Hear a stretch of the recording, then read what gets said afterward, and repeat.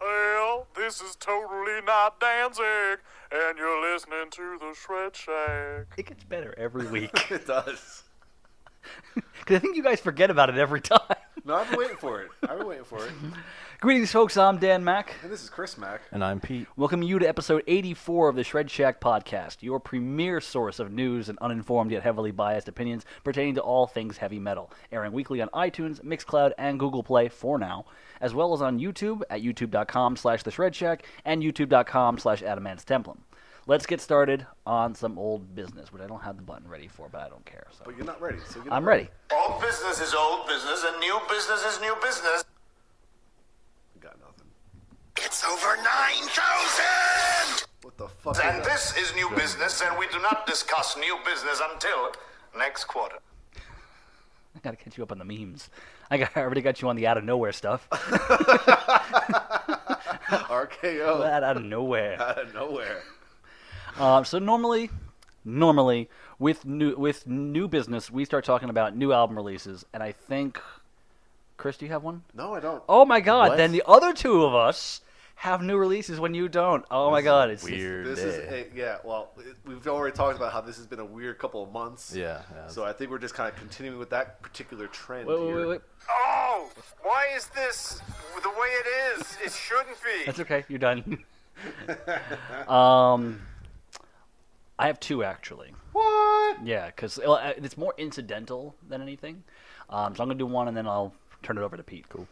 First one is the new EP from A Good Rogering called "This Is Death Metal." Was it death metal? Spoiler: it's not death metal. Oh my God. Now I've talked about A Good Rogering in the past. I probably did an I Saw a Show on this podcast way long time ago. Funny thing is, I can't remember exactly how I saw them. I know it was at Zombies. I don't remember who they were opening up for, but I happened to catch them way back when, and they were really good back then. And I really wanted to hear. I really wanted to see them again after that, but they didn't come around too often because they are from Austin technically. But in preparation to release their new EP, This Is Death Metal, they decided to do a EP release show at Fitzgerald's here in San Antonio, and then go on a quick 2-week tour, which they're going to double back around and actually come back to Fitzgerald's the middle of October, which you guys should probably check out. The EP is technically 3 new tracks, and then one of them is re-recorded from their very first album way back in 2010. And I described them on the S5 as being kind of being influenced by Megadeth and Alice Cooper and Faith No More all in the same vein. It's kind of got that eclectic rock sound that Faith No More were doing maybe a little bit after the Real Thing. Kind of when they started going off the deep end a little bit into like Angel Dust. It's a little bit more of that kind of tongue-in-cheek rock vibe. Vocally, kind of has that same kind of that energy and that kind of the energy and the attitude of Mike Patton, where it's just kind of like, I don't care, I'll just kind of sing and do whatever I want to, but with a little bit more grit along the lines of Dave Mustaine or Alice Cooper, which is why I made those references. But the EP is awesome. The re-recording of the old track is great. The title track is as close to death metal as this band is going to get. There is harsh vocals and everything, but it doesn't really fit the schema of death metal overall. But for as brief as it is, it's really, really goddamn good. The band is great live, which, like I said, I saw the EP release show, and they put on great energy. They are very entertaining, very funny. I definitely suggest people checking them out if they are coming around your area, although the tour is probably ending by the time this comes out. But definitely worth a listen. Check them out. We just played them on the S5 last week or 2 weeks ago, so check out that episode for it. All right, so I had a chance to check out the new Miracle album, which just came out very, very recently, and gotta tell you, I mean, to be honest with you, I don't think I can give a really final verdict on this album just yet, because it's definitely something that I'm gonna have to revisit a few times before I really decide how I feel about it. But what I have heard and what I've digested so far, there's this tendency to want to compare it to I guess her first full album, and I guess also the Mausoleum album as well. And whereas that first album definitely had very clear black metal components, it was very much, I would call that a black metal, almost pagan metal type album. This one, I feel like they're definitely playing up the folk side of it a little bit more, maybe the more experimental side of it as well. I think they're featuring her, like her softer, more like ethereal type of vocals a little bit more than the last album, which is a strong suit for her, no doubt. But I think where that album first one really shined were in those like black metal parts. And I feel like they're a little bit more subdued in this album. They're definitely not the highlight this time around, but when they're there, they're really, really good still. Probably the most interesting track on that album right now, in my opinion, is the one, she has the song that she does with Chelsea Wolfe. And for those of you who don't know, Chelsea Wolfe, I guess, is, for lack of a better way of describing her, she's like the American, I think she's North American, right? Miracle, basically. Yeah, it's got a very kind of sludgy sound to it. It's very reminiscent of Royal Thunder musically in a lot of ways. I think you would really like that track because that's the one I would probably recommend for you. I have a feeling though that overall I'm gonna enjoy the album. I don't know if it's one of those things where it's like you want to compare it to the first one, and I don't know if it's as good yet. But this definitely, if nothing else, is an evolution for her, and it's good to see her as an artist. Not even getting into a state where she's like stagnating. She's definitely trying new things. She's experimenting. She's exploring as an artist. And that's a good thing. That means that we're going to see a lot of interesting things from her in the future, for sure. So that's my new release for the week. Sweet. Second release that I have, I actually picked up last night and saw the EP release show for Beyond Black, thrash metal band out of San Antonio, which actually features the bass player of Killstorm. Now, I had not previously heard of them until a few weeks ago. I started playing them on the S5, and they were brought to my attention by Steve himself when I had spoken to him about doing an interview with Killstorm. Now, I found something interesting last night when I was watching them play and listening to the EP and everything. What we classify as thrash metal seems to have gone through a lot of changes over time. I feel like a lot of stuff that's getting labeled as thrash metal now has a lot more groove metal attached to it. That's what I'm noticing with some of the stuff that we did. Some of the stuff that we were sent recently to play on the S5 from overseas and everything. There's a lot more slow riffage grooves, like how a lot of folks were a little bit turned off by Slayer slowing down. Like that's kind of become that's kind of become the norm, trading off between those faster riffs and those slower moments. And this is another band that does it, and they do it really goddamn well. Figure vocally they kind of hit some strides like Exodus. They're still clear enough to be heard, but there's a lot of rasp to it. A little bit of grit to it. There are some notes being held, a little bit of vibrato there, but for the most part, it's there to be like just an extra grinding instrument there. Only 3 tracks on this, which basically I'm pretty sure that this band had existed several years ago, and they put on hiatus for a little while. They're back together, so they want to get something out there. So as they're kicking ass this time around, they have something new to show everybody. And the EP is really good. Sounds fantastic, which is great. Again, we always talk about thrash metal and the sound and all that kind of stuff. This is that modern production, that clear sound, which works well for the groove moments and whatnot. Actually makes me really excited for because the same studio is going to be where they're doing the Killstorm CD. So that's going to sound fantastic. Their live performance last night was great. First time having seen them, so I didn't even bring my camera. I sat in the back and watched just because I wanted to absorb the show for what it was. And they killed it. And the EP, like I said, is great. And I think we played half of it on 2/3 of it on the S5 now, but we're gonna play the other track next time. And it's just really good modern thrash. So. I will definitely have to send it your way, guys, to check out because it'll be your deal for sure. I think that is it for our new releases. We had a brief discussion a little while ago before we had the mics fully on. We're talking about Foo Fighters, because Foo Fighters came out with an album unbeknownst to you, which was unbeknownst to me. The only reason I bought it or knew that it was out and then bought it was because you had mentioned it on Facebook, Chris. So, and I was a little bit shocked by what I heard, by the fact that I don't keep up with them as much as I would like to, even though like I've got the albums and everything. But this is going to require another listen for me. So it was good though. I'm excited to pick it up regardless. So yeah. Hit me up at Best Buy when I got a chance. Well, there was a couple things when I saw at Best Buy yesterday that I was like, man, I really want to buy that and that and that and that. But just I still have to pick up Hydrograd by Stone Sour. Yeah, you do. Just a couple other things that just randomly came out recently, but figure Foo Fighters, it was cheap, it was there.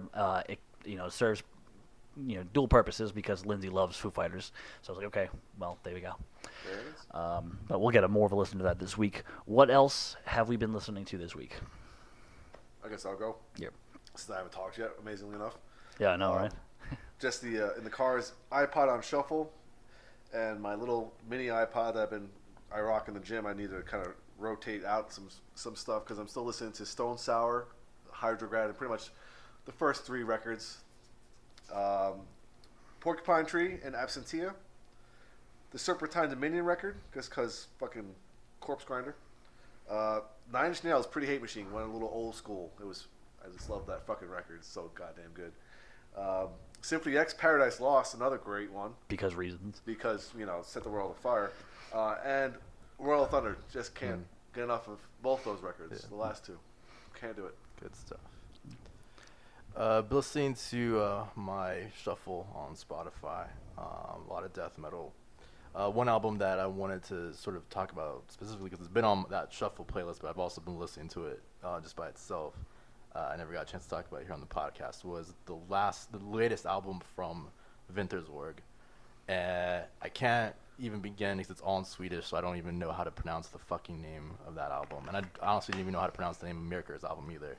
But Winterzorg's album, for those of you who aren't familiar with Winterzorg, very talented artist, been in a lot of different bands. His first couple are kind of like the premier pagan metal albums. That's like the blueprint for a lot of pagan metal bands. He had a lot of different album releases, and in the interim, it's been a very he had a kind of a slide towards more progressive, experimental type of metal, very kind of almost math metal in some ways. And so this album is kind of a return to form, and you hear it it sounds like a very it sounds like if you took the first couple of albums they ever did and just gave it better production values, you'd have this, and it sounds amazing. It's really, really good stuff. So Sweet. Worth checking out. Aside from the 2 new releases, I don't really remember what I listened to. It was a lot of randomness. I think there was one day where I drove to work listening to "The Way" by Fastball on repeat because it was in my car and I didn't have the auxiliary wires. So That is so goddamn random. well, because I happen to have I like that song. The rest of the CD, not so much. So I didn't want to just get rid of the CD. Put it in my car. So if I randomly feel like I have a copy of Primus Pork Soda in there because I already own a copy of it. I just happen to have another copy of the CD itself. I have a copy of an Against Me CD because I'm it's just the disc. Things like that. There's random stuff that I have that I like, but I don't have any reason to keep in my actual collection. So that was out there, and I was just I feel like listening to this song. So I listened to it 10 times on the way to work. So that was my week. I already described my week as being basically trying to put a bandage on a wound that bandage happens to be made of salt. That's how my week was. Yeah, and of course everything that we played on the S5 this week, which we had a pretty stacked week because I made a lot of promises. So let's go on to general news. And I was sitting here before while Pete was talking, trying to find the ideal clip to play here. I don't really have one, so just say the news, and I'm going to press one. All right, well, the first one up here, and we won't get too far into it until everything comes to light here, but apparently Decapitated, the band from Poland, are allegedly a bunch of fucking scumbags. That's it? Well, anyone who's been following it on the news, we'll get into minor details here. Apparently they're being accused of kidnapping and gang raping a woman, one of their fans who came on the bus in Washington while they were on tour here. And they were arrested last week, and they had their first court date this past week. And, you know, so far there's been no update since then, but, you know, the allegations are pretty awful. Yep. So we're gonna put it like this. And we're carrying on. So seriously, fuck you guys. If all is true, then fuck you. Yeah, we will retract that. Fuck you. Well, I don't know much about the band, so my fuck you might still stand. That's true too. I'm sure if they haven't done that, they've probably done some pretty awful things too. Probably. So. All right, well, let's continue on. All right, Diane Van Giersbergen has announced her departure from Xandria, citing quote-unquote health reasons. It seems from her statement that tension within the band was toxic and a working relationship just could not be sustained.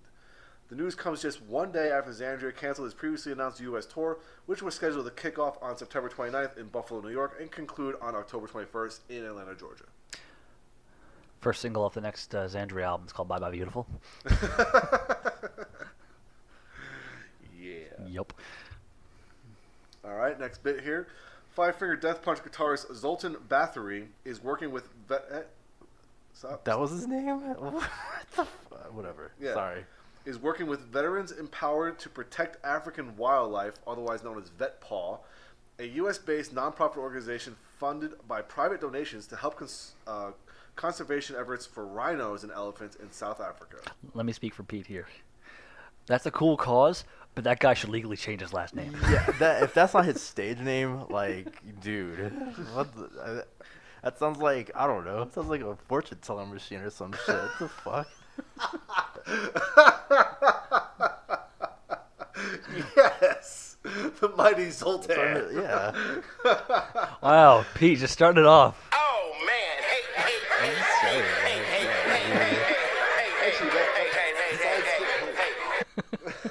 Damn. Boulder strikes again. All right, next up, Redemption, which is a U.S. progressive metal band led by guitarist and songwriter Nick Van Dyke, has parted ways with Fates Warning vocalist Ray Adler and has replaced him with Evergrey's vocalist Tom Englund. Oh my God!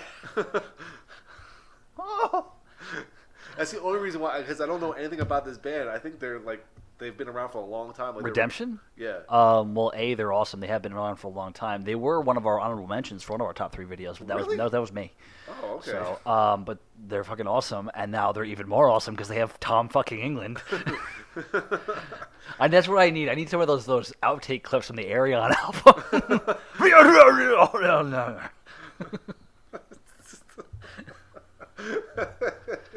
Now I'm excited to hear the next Redemption album. Not that I wasn't before, but even more now.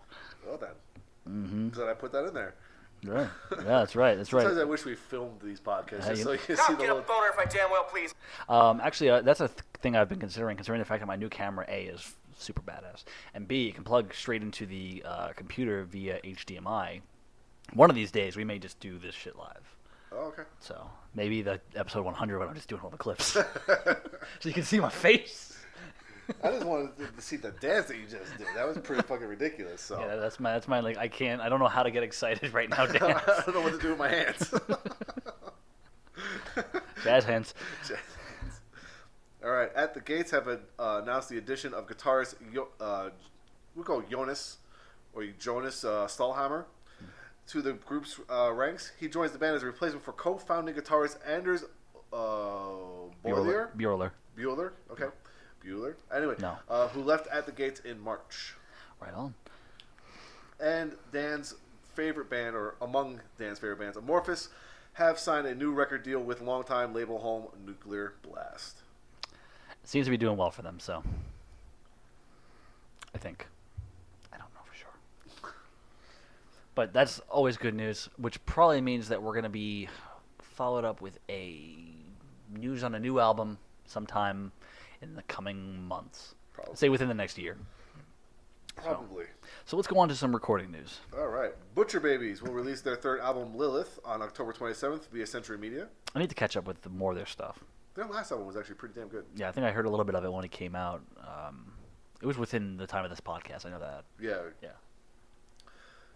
Cannibal Corpse will release their new studio album, Red Before Black, on November 3rd. The follow-up to 2014's A Skeleton Domain was recorded at Mana Recording Studios in St. Petersburg, Florida, with producer-engineer Eric Rutin, who's worked with Soylent Green, Belphegor, and Hate Eternal, who previously worked with Cannibal Corpse on 2006's Kill, 2009's Evisceration Plague, and 2012's Torture. Quick thing, actually not related to that, although I'm sure Pete wearing a Cannibal Corpse t-shirt today is excited about that. Belphegor, they have a new album coming out, and I think we have a copy of it. Oh, wow. So On what, on the... on Nuclear Blast. Okay. So Nice. All right. The new Slipknot documentary, Day at Gasano? Yeah. yeah. Will be released on DVD and Blu-ray on October 20th via Eagle Rock Entertainment. Is there any indication of what that is? I guess Gusano is the name of a city, a festival. I think it's the documentary leading up to one of their Not Fest performances in Mexico. Yeah, because Gusano is Spanish for worm. So, That's why we have you around. yeah. Actually, interesting story. I was doing the S5 episode yesterday, or preparing it yesterday, and one of the songs on there was called El Jodido Thrash. And I was like, I have no idea what that means. Let me look it up. Oh, yeah. And I was so happy that Google translated it directly, because it said, Jodido translates to fucking. Yeah! Google. I don't know why I was excited about that, but it's basically a song that means fucking thrash. There you go. Are you excited now? You happy? Well, it also led me to apparently the phrase "estás jodido" means you're fucked, you're screwed. So I was like, I like this. But I could be completely wrong, and people tell me I'm saying something completely horrendously wrong. I mean, I've never heard it said like that, but I believe you. Like, because there's all sorts of different accents. Yeah, so who knows? Like, like when I put the word in, like that's one of the first few things that came up was like that phrase being elaborated upon. So it could be complete bullshit because it's the internet, but carry on. Okay. Primal Fear will release a new collection, Best of Fear, on November 10th. This set will include a cover of Hearts If Looks Could Kill.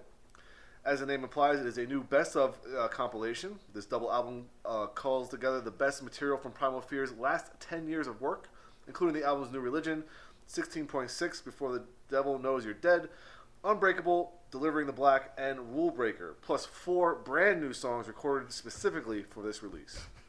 You know, it's funny. I saw the thing that said last 10 years of work. I was like, they haven't done much in the last 10 years. Like, no, wait, I'm wrong. Every 2 years they come out with something. Those efficient Germans. Devin Townsend's forthcoming special 20th anniversary performance of his 1997 album Ocean Machine, aka Ocean Machine Biomech, will be filmed for a future release. The set will take place at the Ancient Theater in Plovdiv, Bulgaria, on September 22nd, and find him joined by a symphony and choir. So yeah, I'll be buying that one. You even think he just has a choir that follows him around, period. All right. Recording sessions for River of Nile's new album are currently taking place at Atrium Audio in Lancaster, PA, with the production team of Carson Slovak and Grant McFarlane. An early 2018 release on Metal Blade is expected, with the outing to further the concept that has run through their previous efforts. I feel like, is this one of the ones that you covered on I believe it is, yeah. It was probably very early on in the podcast. Was it a new release, or was it... It was a new release. Okay, I wasn't sure if it was one of the ones for the social media highlight. No, it was a new release. Gotcha. All right, according to the Pulse of Radio, White Zombie's 1992 album La Sexeristo Devil Music Volume 1 will receive a limited edition 25th anniversary vinyl pressing on September 29th. 2,000 copies of the album will be made available on 180-gram purple vinyl. That is cool. I would totally buy that if I had the money. All right. Speaking of vinyls, Relapse Records has announced the vinyl reissue of Death's 5th album, Individual Thought Patterns. The reissue will be available as a standard single LP and a limited edition deluxe 2 LP book set. The deluxe version has been packaged into a limited edition, limited to 500 copies, one-time pressing deluxe vinyl box set containing Individual Thought Patterns remastered on the first LP plus a bonus second LP featuring select tracks from their live in Germany April 13th, 1993 performance, and the studio outtake track The Exorcist. Both on vinyl for the first time ever. The box set is housed in an exclusive jacket and includes expanded art. Both LPs are pressed on exclusive white inside of clear with baby pink, red, and bronze splatter vinyl. The box set is accompanied with an album art slip mat and a 5 by 1.5 inch enamel pin set of Death's classic and new logos and figures from their iconic artwork. Yeah. The individual Thought Patterns vinyl reissues are due out on October 20th on LP, deluxe double LP box set via Relapse Records, and pre-orders are available through relapse.com. How can you afford these things? I'm waiting for you to say something. I'm trying to remember, like, what does the cover for that album look like? Like, why would they pick that fucking, like, splatter? I don't know. It's just like, it's a weird color and splatter effect, I feel like, and I'm not sure, like, what the thought process was behind that. But, Because why the fuck not? well, I don't know. I mean, there's a certain, like, guess. that just sounds like, the way you described it, I don't know, maybe I'm envisioning it wrong. It just sounds like a paper plate with, like, vomit on it or something. I don't want that. Like, I don't know. But that sounds fucking incredible. Like, 'cause, like, Right. content-wise, that sounds amazing. And I can't believe it's one of those fucking 500 only ones. It sucks. Can someone please do a picture disc vinyl of a paper plate with vomit on it? Like, what? It says, like, what was it, like, white clear with, like, pink speckles on it? Like, it's just gross. It's disgusting. White inside of clear with baby pink, red, and bronze splatter. Yeah, it's like bloody fucking vomit. Like, it's what it sounds like. I don't know, man. Just imagining like a Dixie paper plate. Yeah. Just vomit. Which Rock again, and roll, baby. again, that's why I'm trying to remember like what the album cover looked. Because then it like maybe that's because they they had some like Come on, gory Google ass- that shit. Yeah. Well, I'll get back to you. All right. Annihilator will release their new album For the Demented on November 3rd. Okay, here we go. For the first time ever with the original artwork, Sacred Reich's classic Ignorance album is available as a special 30th anniversary LP and Digipack CD reissue via Metal Blade Records. The Digipack CD features bonus tracks. The vinyl has received the MB Originals treatment, that's in quotation marks for some reason, which means 400-gram heavy cardboard spine sleeves, inside-out print, 60 by 60 centimeter two-sided artwork posters, and 250-gram inserts. I don't know what the hell all this means. Is this all from just the packaging? I missed because I was looking at the Don't worry picture, about it. sorry. The album has also been remastered by Patrick W. Engel. I guess that's a good guy. I'm actually just excited for the CD for that, because Sacred Reich is awesome, and that's actually the one damper on me going to New York in 2 weeks, because they're coming here on the 1st of October, and I would love to have seen that. I think they're actually celebrating the anniversary of the album. Maybe I should just go to spite you. Yeah, you probably would, you fucking asshole. Okay, so I looked up the cover, and this is what I was trying to remember because like that's what it looks like, and so that makes sense. Okay. Like this is. Okay, So yeah. if it's resembling that, then yeah, it's. I knew that there was an album that kind of had an abstract look to that. That's what I was wondering. Yeah, people at home, you can Google that shit yourself. Yeah, it's just it makes a little bit more sense. But still, paper plate Still, with vomit the, on it, please. The description they gave was a little bizarre. 500 copies looking like baby shit. Yeah. Let's go on. It looks like we don't have a crowdfunding tracker for this week, so let's go on to concert news. All right. First off, here in festival news, in light of the devastation wrought by Hurricane Harvey. You so copy and You pasted fucking know. That's how I do this. How do you think I can be able to do this? I don't think I write this shit myself. It's like Chaucer wrote that. What the fuck? Destruction wrought by. But listen, I love Blabbermouth because they are just ridiculous. Well, with that's their what I'm saying shit. too. Even like they and them, like they have some over They are- dramatic shit. Yeah, like, they the are way they write. ridiculous. Very kind of purple prose, whatever the fuck it's called. All right, anyway, this year's planned Houston Open Air Festival has been canceled.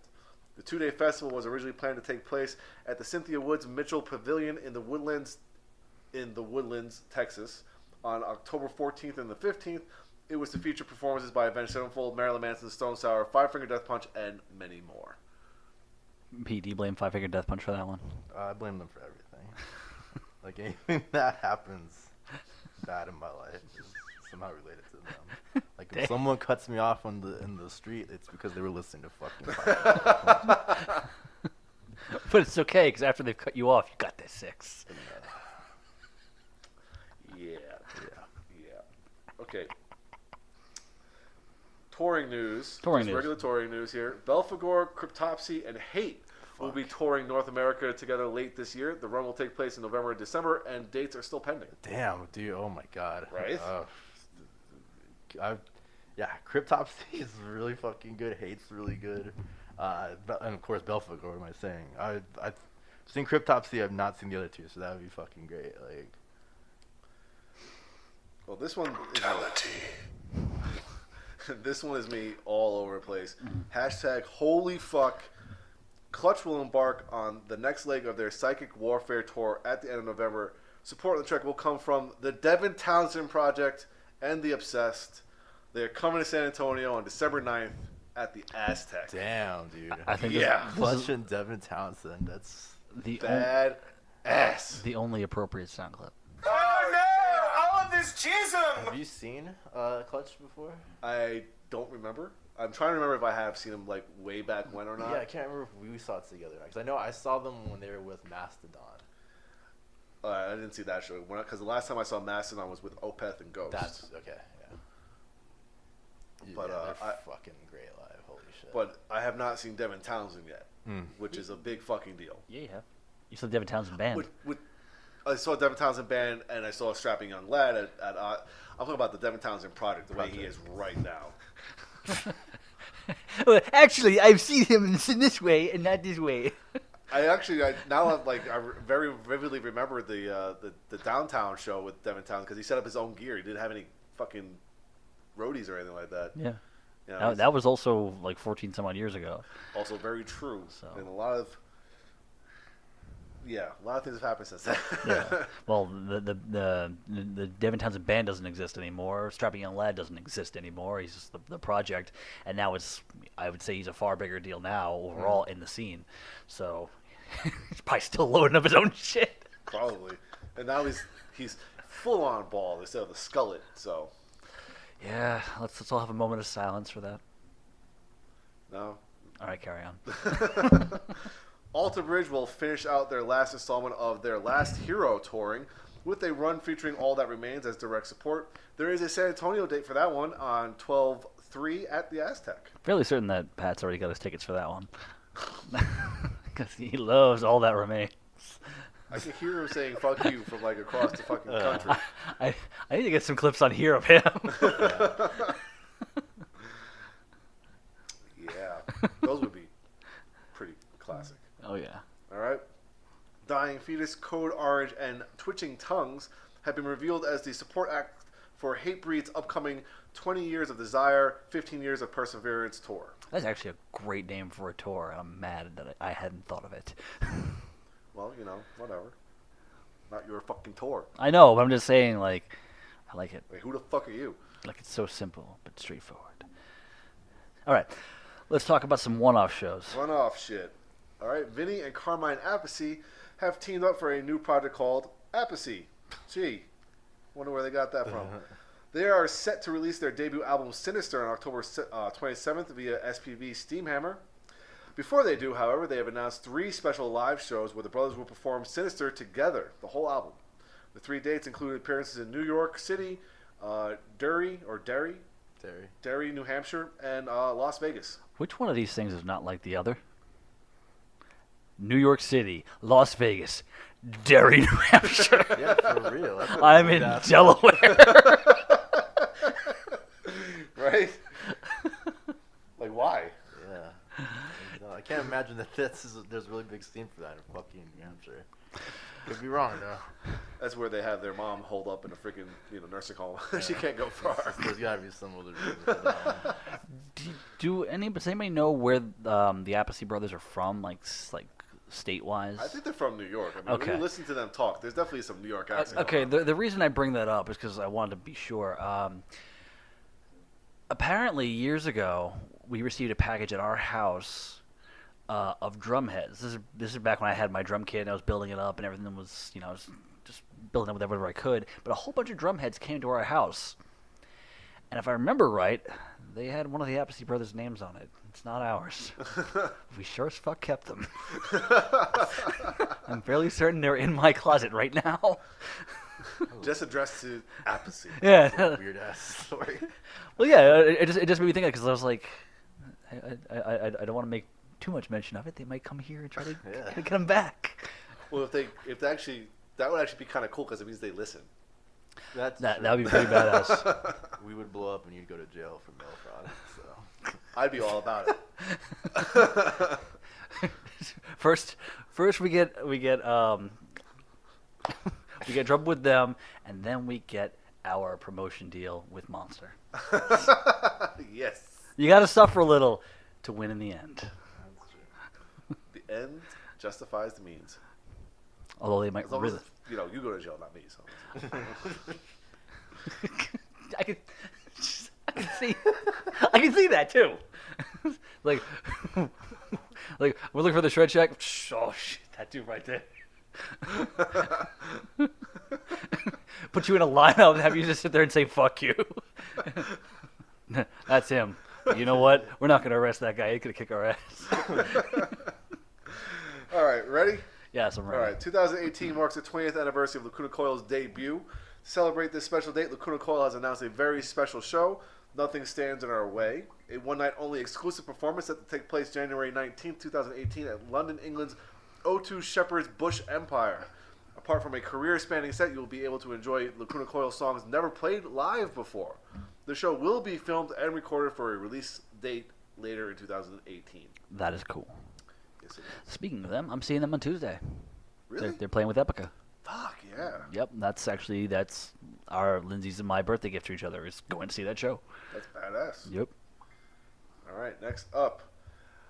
Gene Simmons, everyone's favorite money-grubbing rock star, Oh, yeah. and Ace Frehley will perform together on stage for the first time in over 16 years at the Children Matter benefit concert to support the victims of Hurricane Harvey on September 20th in St. Paul, Minnesota. Randomly enough. As All far away proceeds- from the hurricane I as was possible. like, that's nowhere near.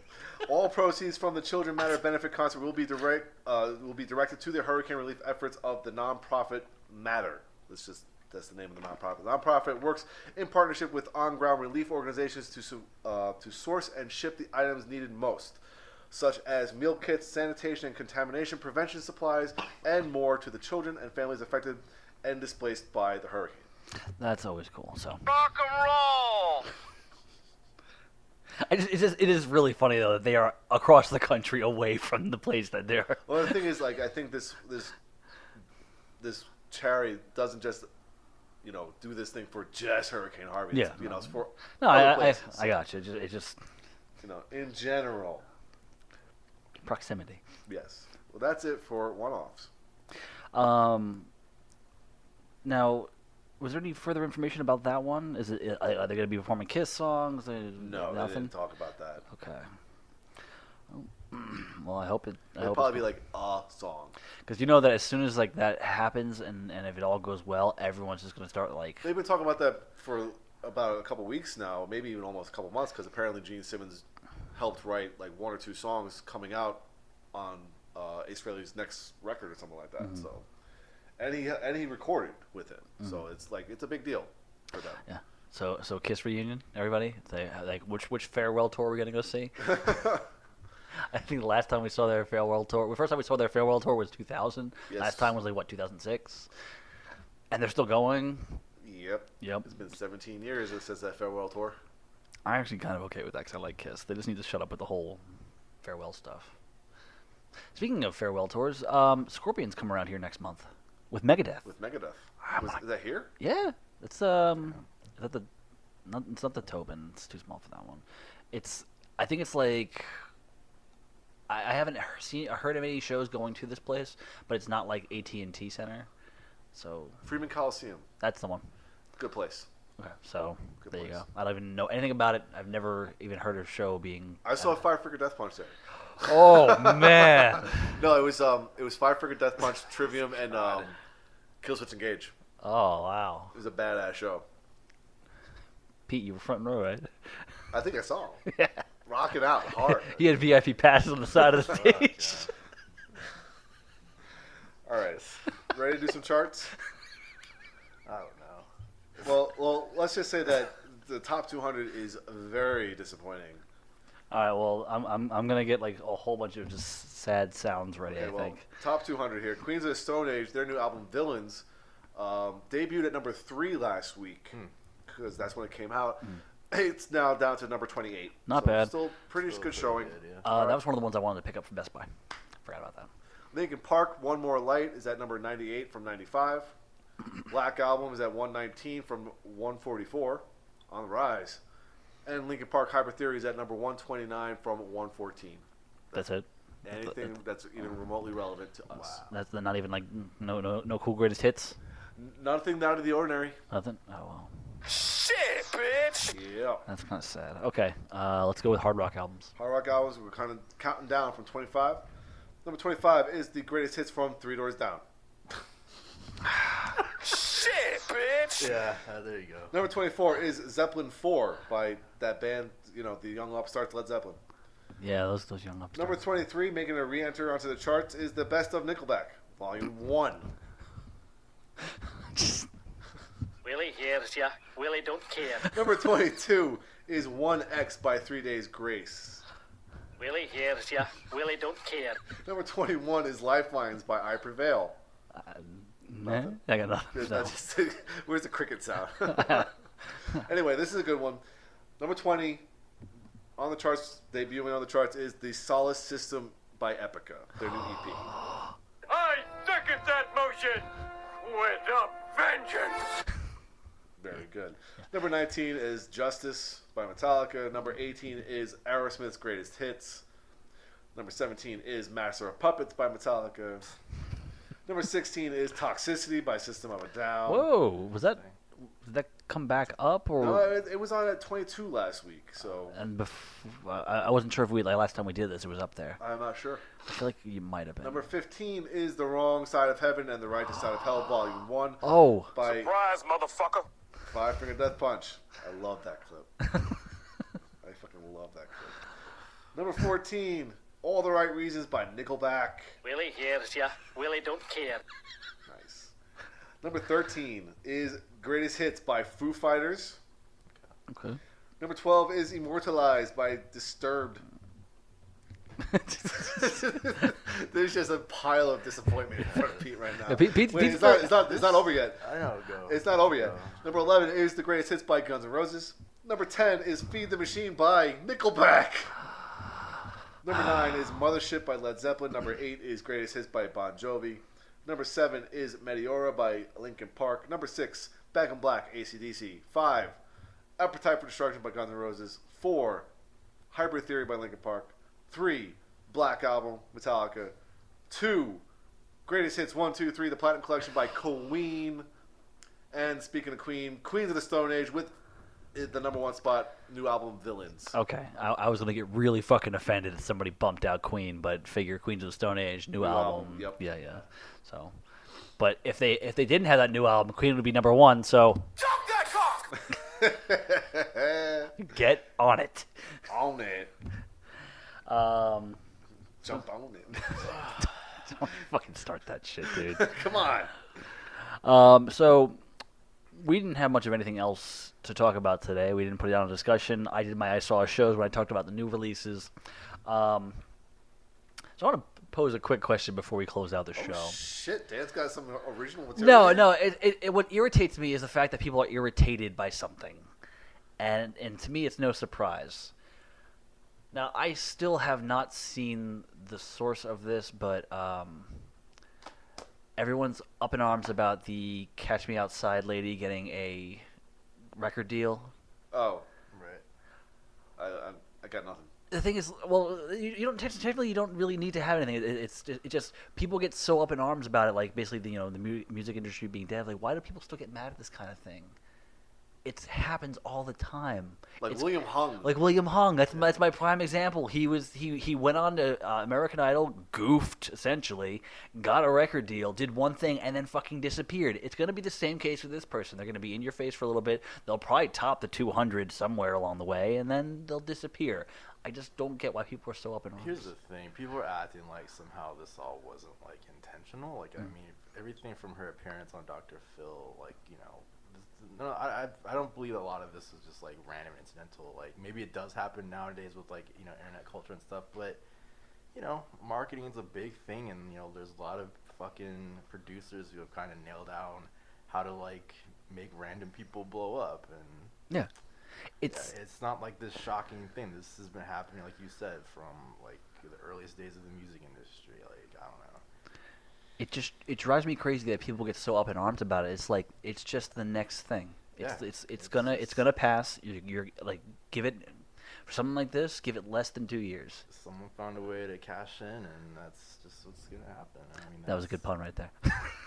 There you go. Wow! That was totally fucking unintentional. The unintentional cash me. Cash it in. Damn. Wow. See, right there. Let's He end now owes her a nickel. End it right there. No need That's to where the money's discuss any coming from. further. You done fucked up. Now you know how it's done. You just saw a prime example right there. Fucking hell. Yeah. It's something that's been bothering me since yesterday, and I figured I'd just bring it up real quick for... The thing is, I didn't even hear about it like until you said something. It's just all these trashy, like, fucking auto-tune pieces of shit. Like, it's nothing new. Yeah.